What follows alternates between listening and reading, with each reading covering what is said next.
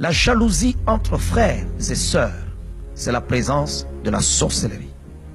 J'ai commencé par dire que dans une famille, c'est l'amour qu'on doit d'abord retrouver en premier. L'amour. Tu es appelé à aimer les membres de ta famille. Lorsqu'on vit dans une famille et qu'on ne sait pas vivre l'amour, ça devient un problème. C'est la présence du diable dans cet endroit-là.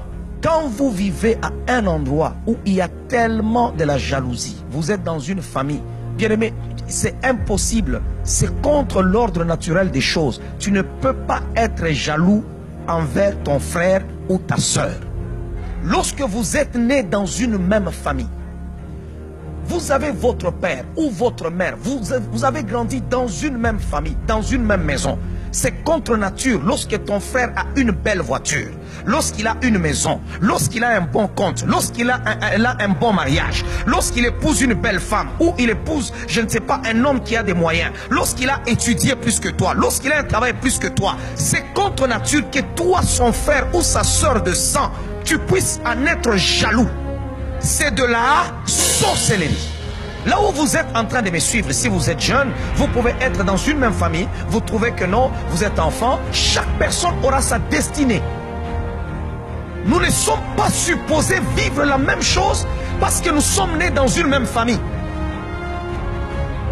L'autre peut être médecin, l'autre peut être musicien, l'autre peut être avocat, l'autre peut être pasteur, l'autre peut être je ne sais pas quoi. Et chacun doit être dans la joie pour ce qu'il réalise dans la vie. Ne porte pas envie sur l'autre. Le premier meurtre a été commis dans l'histoire de l'humanité, pas par un voisin, pas par un ami, mais c'est pas dans la famille. Pourquoi? Parce que l'autre a vu que son frère prospérait et que lui, ses affaires ne prospéraient pas. Alors il a porté envie sur son frère.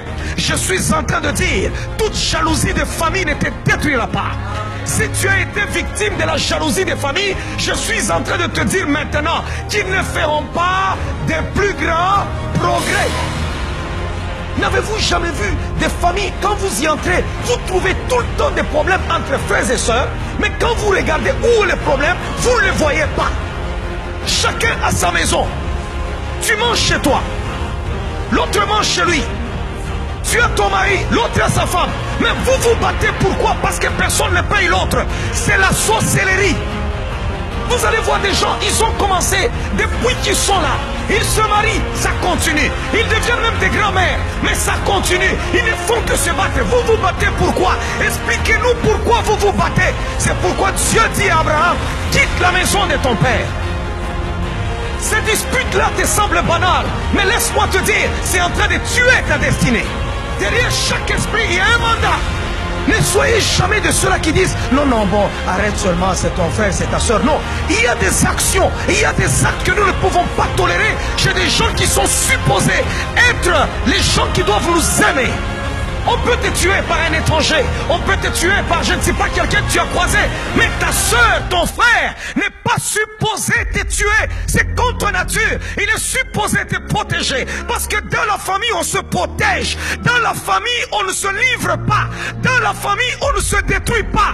Dans la famille, on ne s'ensorcelle pas. Dans la famille, on ne se tue pas. Ne fais pas semblant sur l'histoire de ta famille. Pendant que je suis en train de parler, regarde ta famille. Et tu vas découvrir des choses ce soir. Alléluia.